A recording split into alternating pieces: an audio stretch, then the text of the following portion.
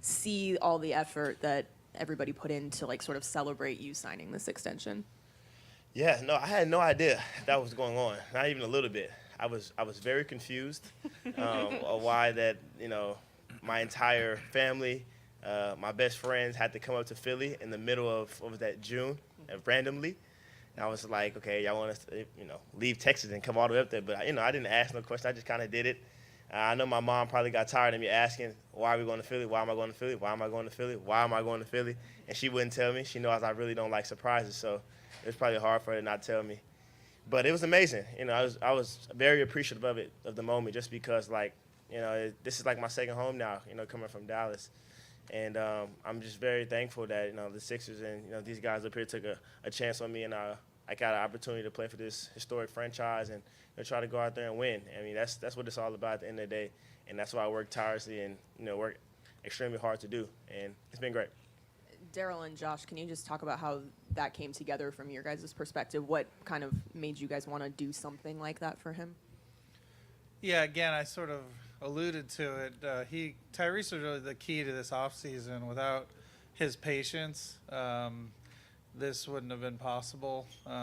Waiting on, something he deserved a year ago in that extension, and we wanted to show how much we appreciated him just as a player, as a cornerstone of this franchise, and then also his patience. And it was.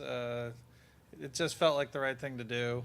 It also, we wanted, Tyrese to feel that love, from Philadelphia. We really did it for the fans, to Tyrese, and we tried to make sure that was a big part of the presentation, was him understanding how much he means to the fans of Philadelphia. You. Tyrese, congrats on the new deal. Daryl's mentioned it a couple times. You were obviously aware over the last year of what was going on and what the wait was, but he mentioned the patience you had to have to sort of let this all play out. I was curious what went through your mind over the last few weeks as this played out the way it did. You guys get Paul, you guys have the team you guys have now and the chance you have next season. Right.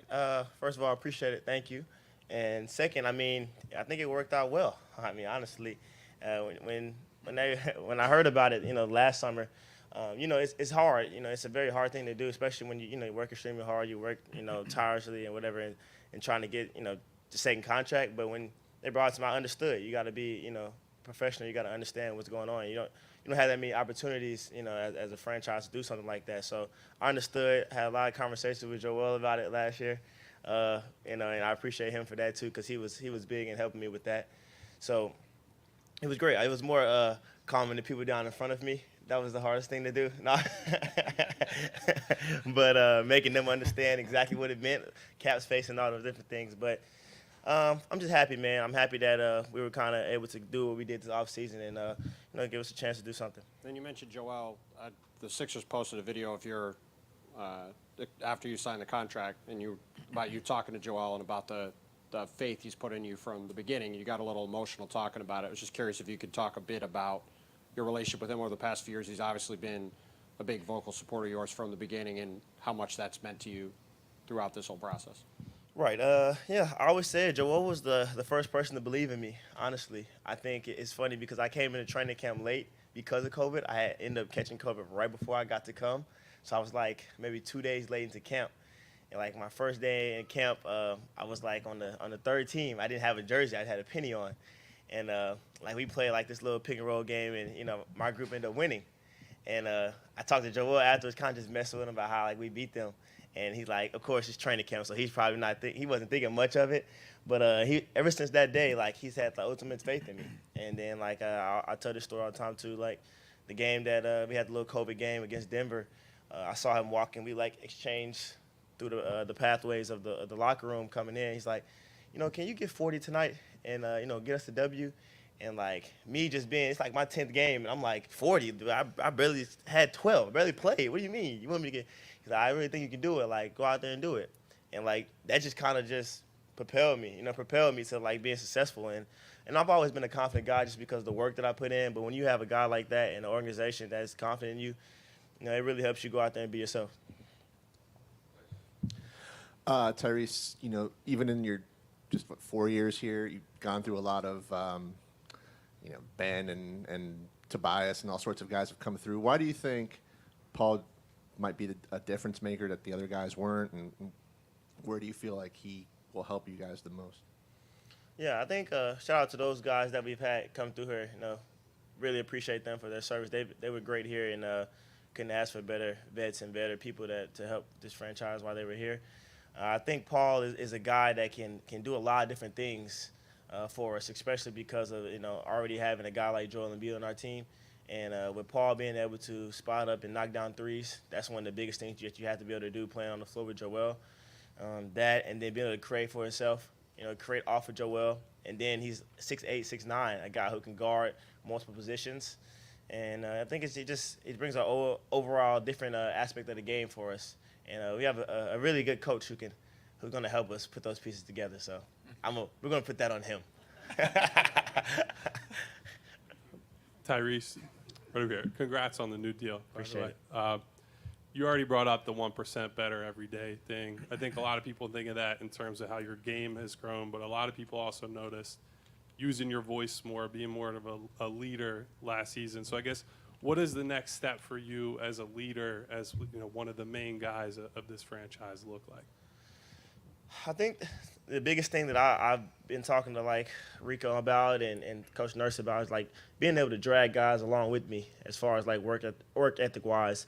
And I think I'm in a position now where I can kind of help guys. I just use Ricky for example. I've texted him multiple times this summer, hey, come to Dallas or come to LA and let's get some work in. I think that is something that can go a long way, especially when I feel like I've been here for about to be 5 years. It sounds crazy, but I think that's going to help. That would help me. When a couple times that Joel asked me to work out with him, or when James was here, a couple times that he asked me to work out with him, that goes a long way for I'm young, but younger guys.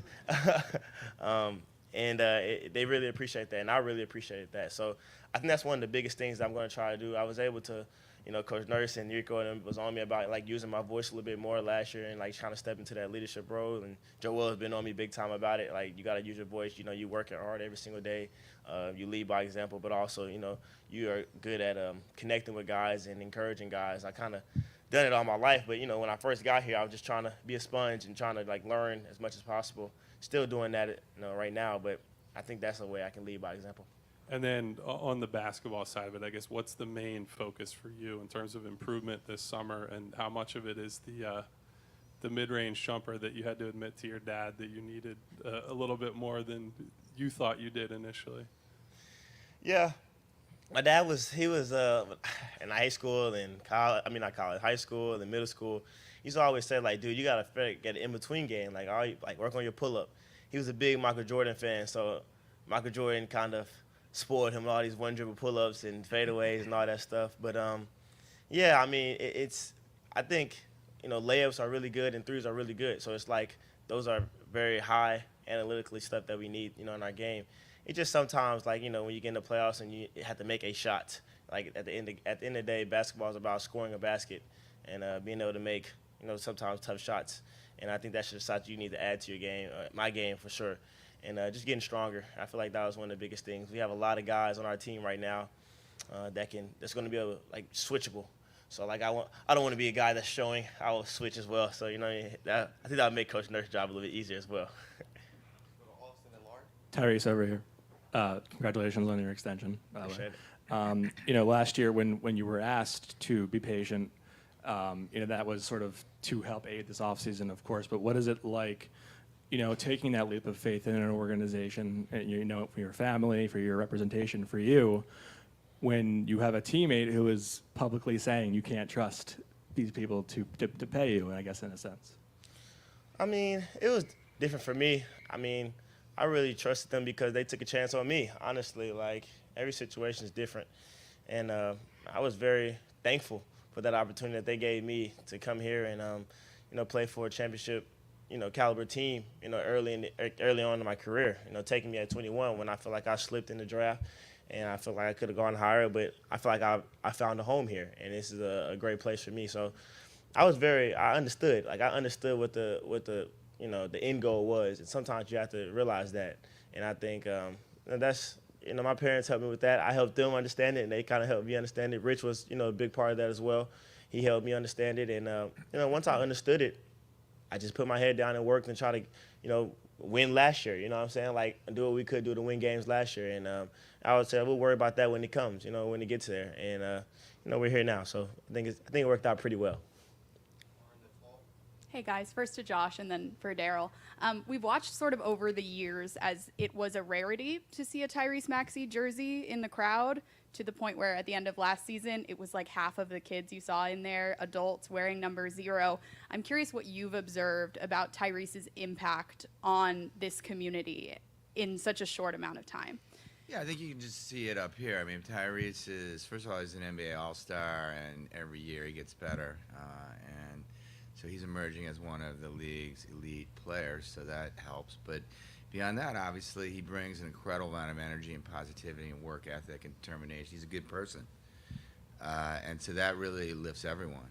It lifts me on sidelines, just as he runs out. He lifts his teammates, his coaches, and it lifts the fans. So he's doesn't surprise me at all that his jersey is amongst the most popular.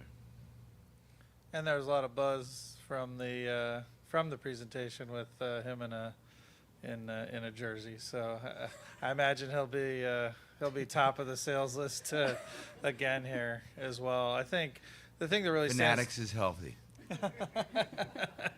I think the thing that really stands out to me about Tyrese is, I've had the luck to be with a lot of great players as he does what they do, which is each offseason challenges himself to add something significant, whether that be early on. I know coaches were telling him to get to the rim, and then he's improved his ability to pass. He's improved his defense. So each year he challenges himself, and I think that's the hallmark of a player is going to be one of the all-time greats. Tyrese, you used to be able to greet everyone that wore your jersey to a game, and now there's almost so many that you can't. So if you were going to send a message to all the folks that wear your jersey, what do you hope that they learn from you? Yeah, I still try to do my best to at least wave, but I'm trying.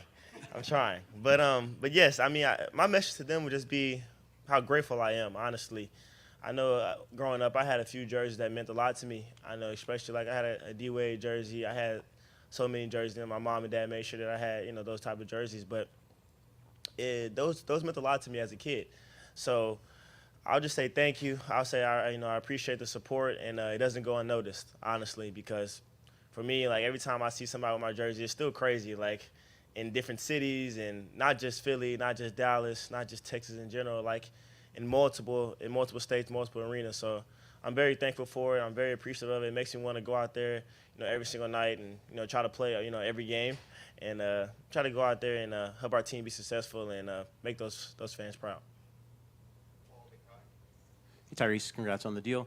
Thank you. You already mentioned you're still a young guy. You focus more on every day getting 1% better, all that.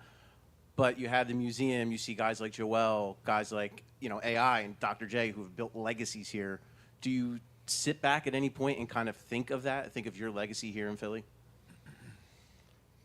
Yeah, I think about it, but like I'm so like focused and determined on like just finding ways to like keep going every single day. Like I know, like my mom always tells me, like sometimes you got to sit down and decompress and actually think about what's happened, especially this summer, which I have, and I'm extremely grateful for.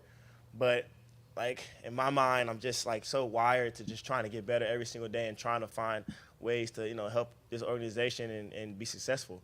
So I take those minutes and whatever hour or whatever to think about those things and really appreciate them. And then once that's over, I put that on the back burner, and we're trying to focus on how we're going to get better and how we're going to continue that success. Hey, what's up, Tyrese? First of all, congratulations. Appreciate it. Secondly, just what are your thoughts? Obviously, Paul George is a big addition, but how important are the additions of guys like Andre, Caleb, Eric, bringing back Kyle? How important are having these role players, proven role players, around you as you guys try to make this run? I think they're extremely important. I'm glad to have all those guys, and we're thankful to have them on this team and this organization. I'll just start with a guy like Kyle. He was extremely important for our team last year, just because like of his experience. Like he was extremely smart. He was important for me as well. Like he would always get on me about different things, and I appreciate him for that because one, Kyle puts in the time, he puts in the work, and he studies and he knows the game. So it's like, you appreciate guys like that. And then like you said, the other guys, Martin, Eric, Drum, those guys are, like you said, proven role players. And, I think they all have a lot of things in common, which is, they want to go out there and prove themselves and, build a team and actually go out here and try to do something together and be successful while doing it. So I think, these guys did a great job. So, we have now it's, on us to go out there and try to perform and gel and, do something together. Tyrese, congratulations on your new deal. Appreciate that. When you got drafted, moments after, you said the Sixers won't regret taking you. How much have you used that mentality as fuel to get to this moment now and beyond? Yeah, I think I use it as fuel, but the words that I used draft night was genuine. I meant every bit of those words. You know what I mean? Like, I have these bracelets on my arm, that say smile. One says long live Mimi, who is my grandmother who passed away. One says 1% better, and two that say L&D, which means leave no doubt.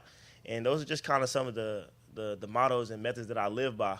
Most of those came from my dad, who is crazy, but most of those came from him. But like, he kind of just passed it down to myself, and I appreciate him for that because without him, like a lot of this would be impossible. He was on me from day one about just working out, getting better every single day. Any man that sits an 8-year-old down after a 6-hour drive home from Louisiana and makes him watch 2-3 games of film, that man's a little. Seems to have worked pretty well. So Committed. Yeah, you're right. Props. Committed. There you go. Committed. props to Dad. Yeah, committed. But no. Like I said, I appreciate him for that though. So like that is where that kind of came from, and that's where the work ethic came from. That's where the determination came from, and it just grew from there. Like now it's just myself. It's just competing and trying to, like I said, make this team better, make myself better, do whatever I have to do to help us be successful.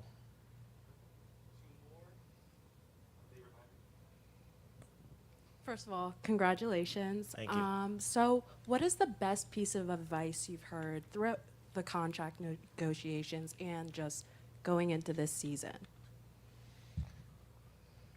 Ooh. Man, I have a lot of good ones. I think I shout out my parents already. I give you two. One was from Rich. He used this one a lot last year, which was patience and poise. I think that was those are two words that really helped me, because like I said at the beginning, like it's hard being in this business and you work extremely hard for something and you feel like you deserve something and you don't get it and you have to wait. But when you understand and you have that patience and you have that poise, it all works out in the long run. And I feel like I said, shout out to these guys because they did a really good job of explaining that to me. And then I have a few brothers that I live by, and they told me last year they came up with this saying, and they used the words 200 for lunch. And it's funny because like it just kind of like pushed me to like work extremely hard. And they used to always just tell me those things like in the summertime, like, man, remember what your goals are, remember what you work for, remember what you taught us, and I always had those guys with me. So one's in LA working out. He's like, I'm not missing my workouts for your press conference. I'll watch it on Zoom, and one's right here in front of me. So I appreciate them as well.